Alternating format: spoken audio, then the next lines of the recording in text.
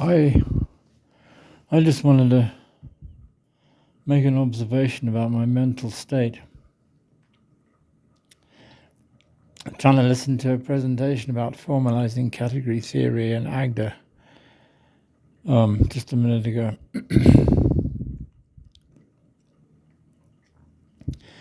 And it's like I can get the words and the syntax. He's talking about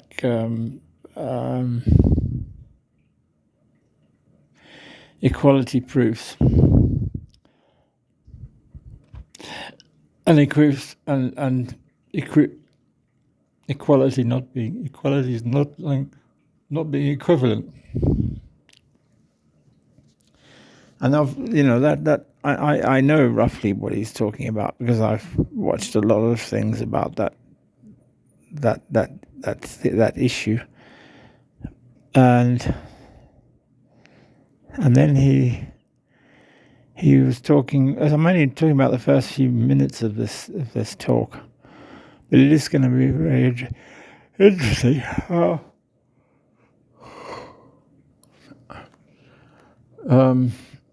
His next thing is about sets. And he says things like, there are no hom sets, there are just homs, because it's dependent type theory that he's writing this in. So he goes straight to the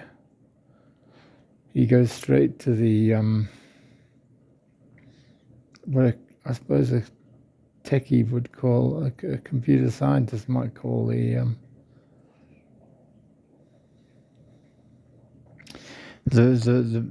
bare metal.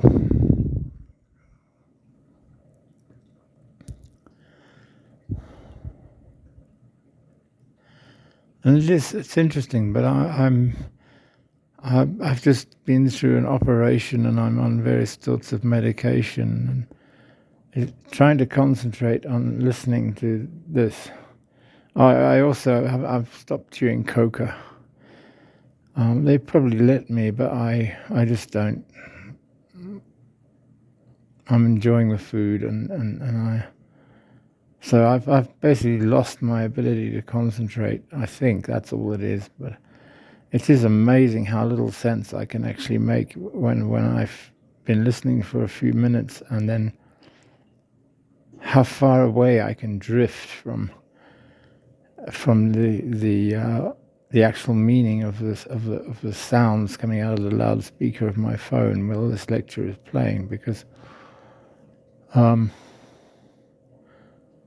I just drift until they're just little isolated barking sounds, absolutely no content at all. And I'm thinking about something completely different, but I'm still focusing on the sounds coming out of the loudspeaker. It's not that I've forgotten what I was doing. I'm focusing on them, but they are just syllables. It's incredible. The structure is completely departed from the substrate. Maybe that actually has something to do with what the formal proving is and what a machine really understands. I just caught another bit of Terence McKenna, Terence Tao. Although Terence Tao is starting to sound more like Terence McKenna every day, about him learning and showing you how to do proofs in using Claude, and just the thought of even engaging at that level with something is just, to me, so completely. Well, it's not. It's like dancing, but you're not dancing with a living being with some integral internal structure. You're just dancing with a corporate user interface,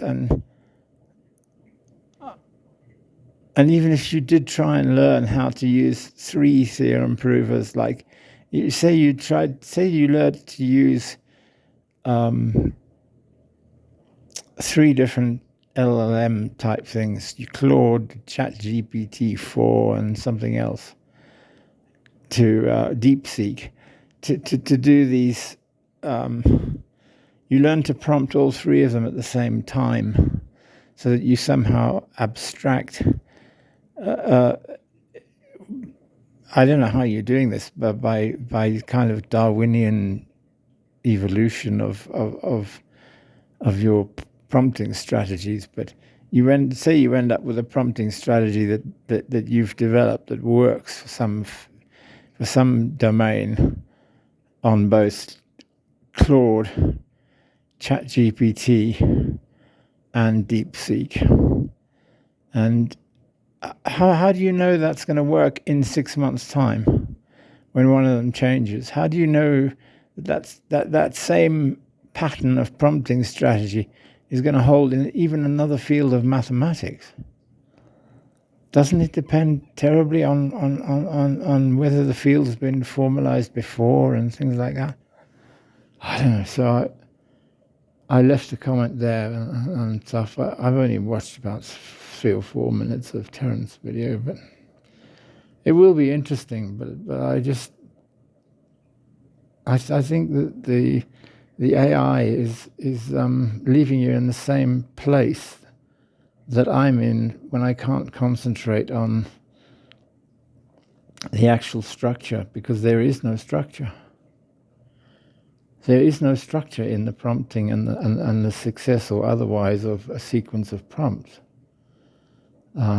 It's absolutely random luck. I cannot understand how a human being could learn to do that, or how any intelligence, another AI, for example, and maybe that's why AIs aren't very good at driving each other. So I think I'll leave that for now and upload this just in case if somebody finds it amusing.